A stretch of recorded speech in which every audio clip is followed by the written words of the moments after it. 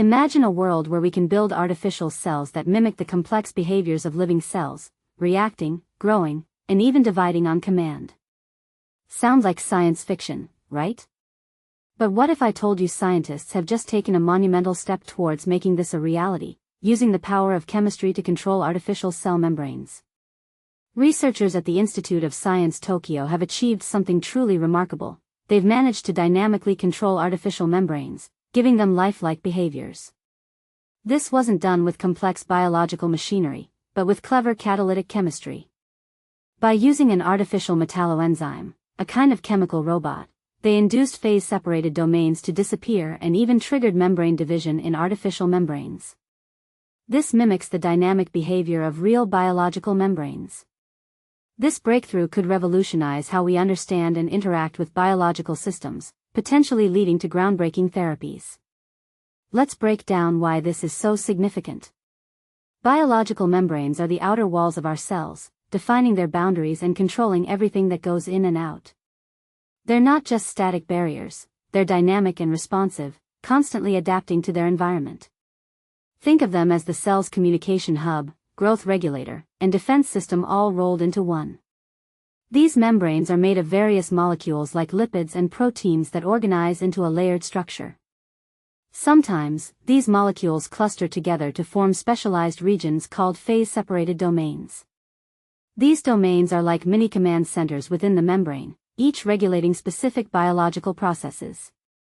Understanding and replicating this dynamic behavior has been a holy grail for scientists trying to build artificial cells that act like natural ones.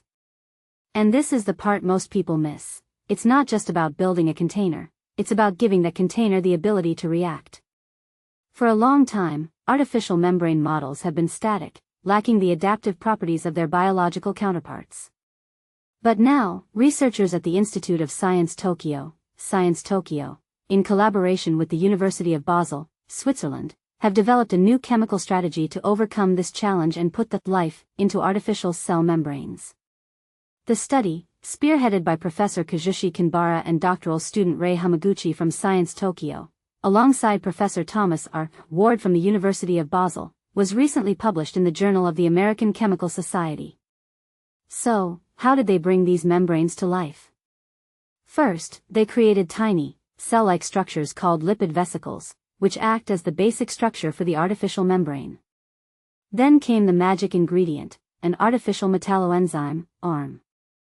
Think of this as a hybrid catalyst, a combination of a biological protein, streptavidin, and a synthetic metal catalyst, ruthenium metal complex, that carries a biotin molecule, vitamin B7.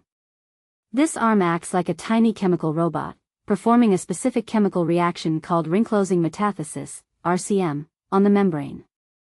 To ensure the ARM catalyst attached to the membrane's surface, the team incorporated a special biotin-tagged lipid into the membrane, acting as an anchor. It's like setting up a landing pad for the chemical robot.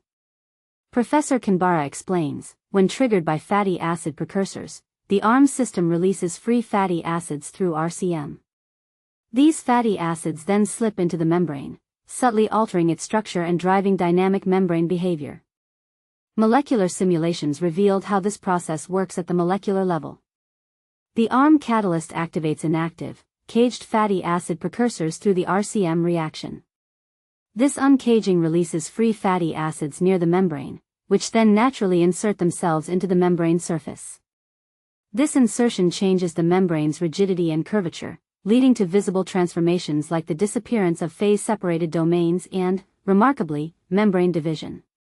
This is similar to how soap disrupts the surface tension of water, leading to changes in the water's structure and behavior. It's a bit like giving a synthetic membrane the ability to breathe and respond, says Kinbara. By controlling a chemical reaction on the membrane's surface, we can make it reorganize itself, much like a living cell does. But here's where it gets controversial. Some might argue that simply mimicking certain behaviors isn't the same as creating truly living, responsive artificial cells. Is this a fundamental step, or just a clever trick? This discovery marks a significant first step in chemically programming the physical behavior of artificial membranes. It opens the door to creating lifelike materials that can sense and respond to their surroundings. This not only advances synthetic biology but also provides a blueprint for building programmable artificial membranes that could inspire future therapeutic innovation. Imagine drug delivery systems that release medication only when they detect specific conditions within the body, or artificial organs that can adapt and repair themselves. The possibilities are truly exciting.